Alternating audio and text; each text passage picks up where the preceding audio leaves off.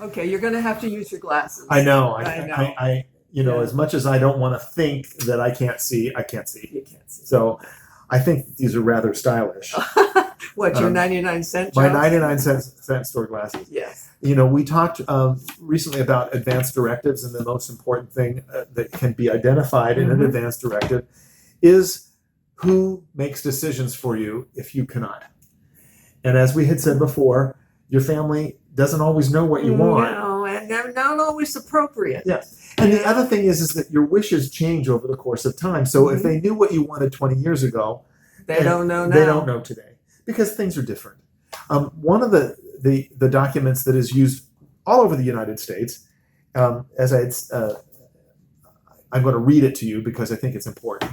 The document is called Five Wishes. And Five Wishes has been around for quite a number of years. At least 20. A long time.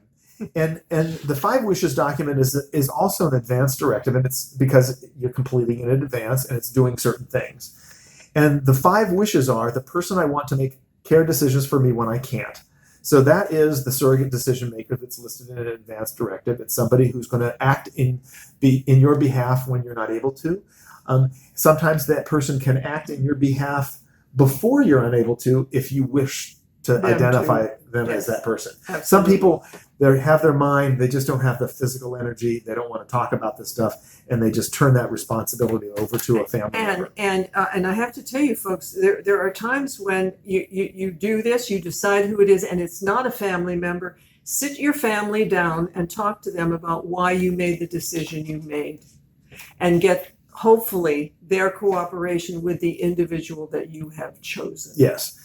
That is very, very, very important. Oh, yes. Because the fighting that goes on, because these are legal documents. And so sometimes family members who are unfamiliar that you've already done this may be a little upset. And the problem is they're not going to be upset with you. No. They're going to be upset with the person who you've chosen. Yeah. And that's not fair to that person because you've chosen them.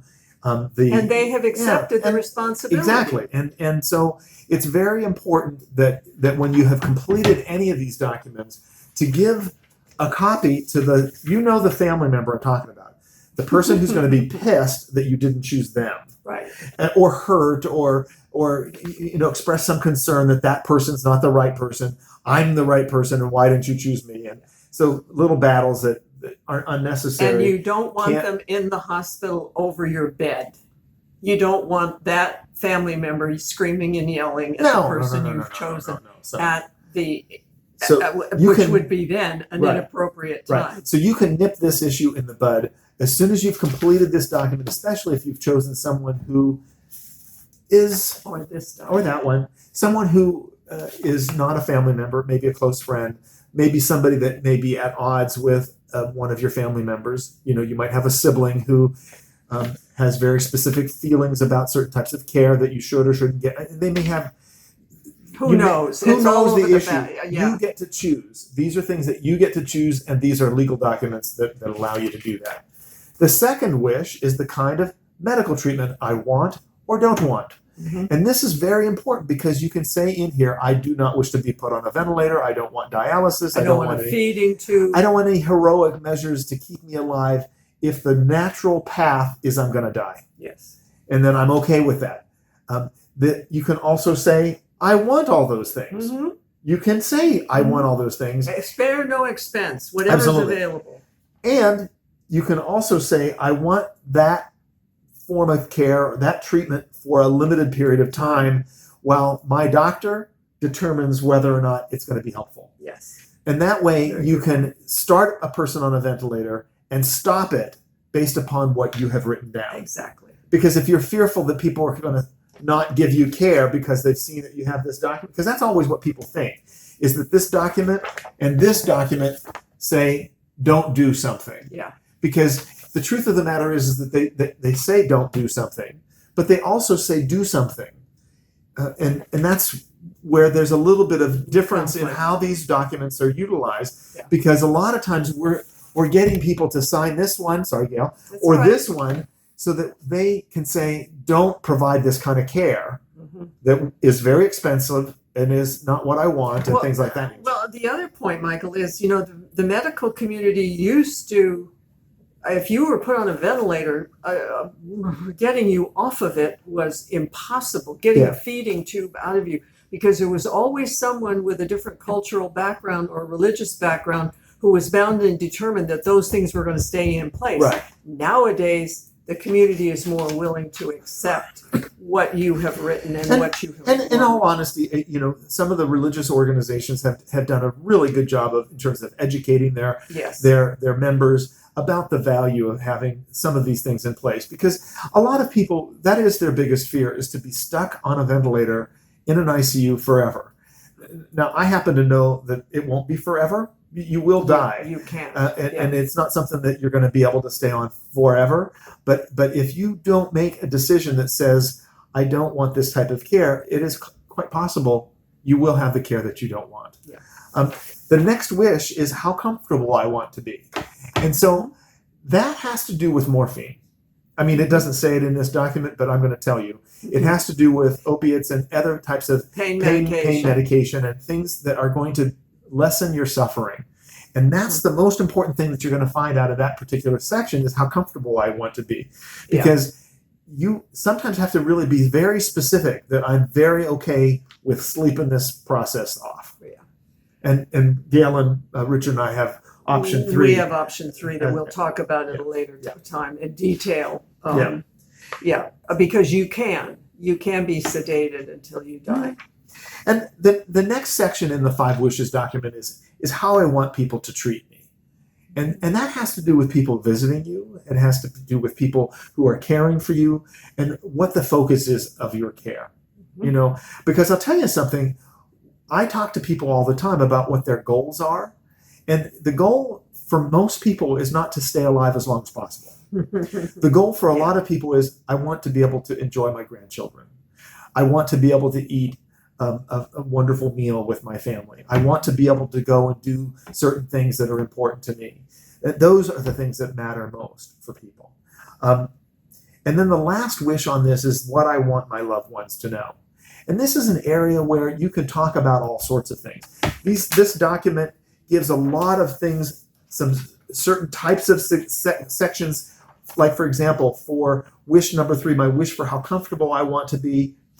The first wish that you can circle, it says, I don't want to be in pain. I want my doctor to give me enough medicine to relieve my pain, even if it means I will be drowsy or sleep more than I would otherwise. And so there's a lot of sections in there that you can just circle it, and that will be followed by your surrogate decision maker and your healthcare providers. There's areas in each section that allow you to put in free text. I like this document because it gives you so many other options, but I want you to know something. You ain't going to do it. That's the rub. You're not going to do it. We want you to do it, but you won't. But it takes a lot of time. We have a lot of trouble getting people to do this. Yeah, and that's just making some very basic decisions. It's a name. This is a little bit more intense and personal and very personal. And I think that I'd like to think that people are going to use this, as it is, and everybody who loves it and appreciates it. But a lot of people who are just handed this will say, I'll get to that later. Yeah. Until you've had a period of time with your illness. Yeah. And you've had some experience with what the medical community can do.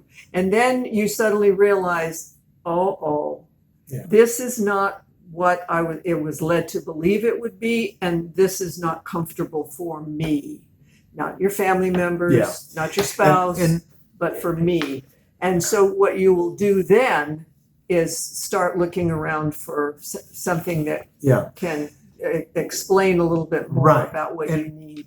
And the other piece to this is that once it's complete, obviously a copy needs to be given to your family members that are important in your life. Give your physician's office a copy of it, and basically everything that you would do with an advance directive. And so certainly my wish for you is that you would feel comfortable and confident that you could complete the 5 wishes document, because it gives lots and lots of information that healthcare providers or and especially your physician would want to know, as well as your family. Yeah.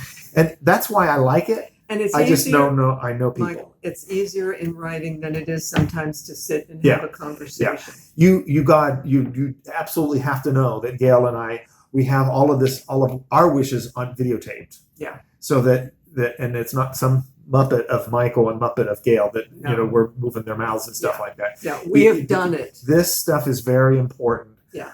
In terms of getting your information passed along to the right person. Well, Michael, I started doing this in my 30s because I suffered for 42 years from a chronic liver disease, and who knew?